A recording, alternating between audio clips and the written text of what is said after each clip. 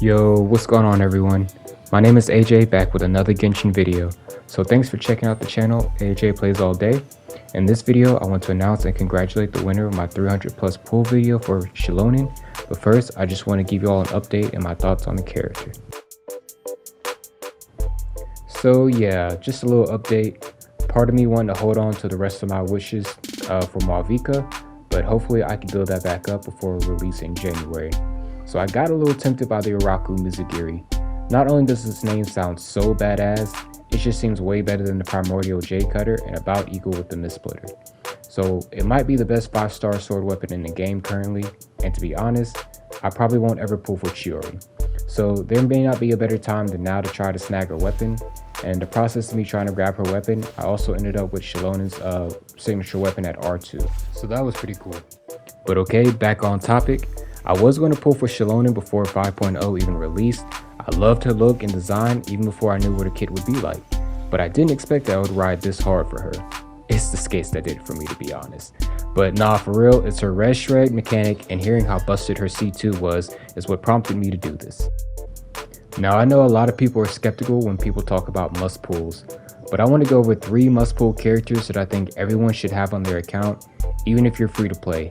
And then I have 2 recommended suggestions if you have 2 out of the 3 characters that I'm about to discuss now. And at number 1, this shouldn't be a surprise to anyone. It's Furina. The overall damage buff she provides is enough to solidify her spot here, but she also provides a very strong off-field damage, medium hydro application, and she heals. She's basically every character into one with the best element of the game. Everyone should own a Furina. And coming in at number 2 is Nahida.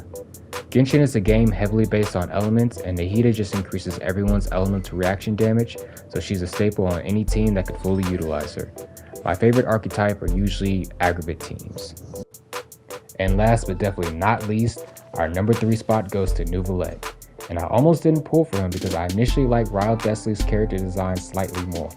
And I am actually in need of a solid cryo DPS, but man, I do not regret this decision at all. I often find Neuvillette slightly boring because I know just him by himself is enough to carry me through almost the entire game, and I am so thankful to have him as a destroy all character in my back pocket should any of the game material get too challenging. And if you start slotting him in with Furina and Kazuha, this guy becomes absolutely broken. Easily one of, if not the best DPS in the game. And again, Hydro is one of the most useful elements because it can react with everything. Now the reason I gave y'all my top 3 must-have characters is because the 2 recommended characters I would say are must pull if you have 2 out of the 3 that I mentioned earlier are Kazuha, Xilonen, and Shen-Yun.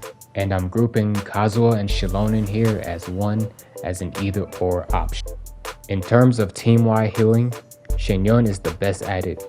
She has amazing synergy with Furina and her fanfare stacks, and even opens up a plunge playstyle for every character, whether they have high plunge multipliers or not, or if they aren't a main DPS to begin with. Shen-Yun can turn them into one.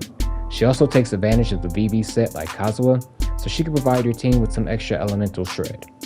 Now moving on to Xilonen / Kazuha, they both do almost the exact same thing, so I want to go ahead and throw this disclaimer out there. If you are someone who's trying to min-max their account, meaning if you're someone who wants to get the maximum out of their account with the minimal amount of investment, I would recommend one or the other. I'm a little biased at the moment, so my recommendation on who you should pick over the other is skewed in Xilonen's advantage. But here's why I think so. At C0, R1, and Cinder City Artifact, she provides a 60% elemental damage bonus, while Kazuha gives you 40%, and that's only if you max out his EM to 1000, which most players, myself included, have not. And at talent level 10, she provides a 36% res shred to every element that you can basically swirl, just like Kazuha, except Kazuha gives you about a 40% elemental res. But Xilonen's res reduction lasts almost twice as long as Kazuha, so you're definitely making up for it over time. Her C2 is also something that caught my attention. The buffs are just too good, and almost make her future-proof in my opinion as a supreme support. She giga buffs almost every Hydro character. There's only a couple I could think of off the top of my head that don't scale off of HP, and almost every Pyro character scales off of attack. And for Cryo characters, who doesn't like a 60% crit damage buff? Like, that alone is just crazy. And I don't have any Geo characters at the moment who would capitalize the most off of Xilonen C2, I had to skip Navi on a couple of occasions, but definitely won't miss out on her for her next replay.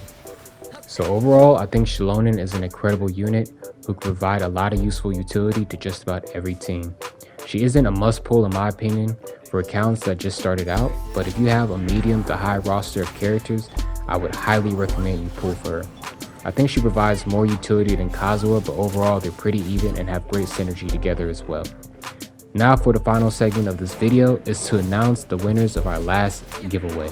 So everyone give a round of applause and congratulate our two winners.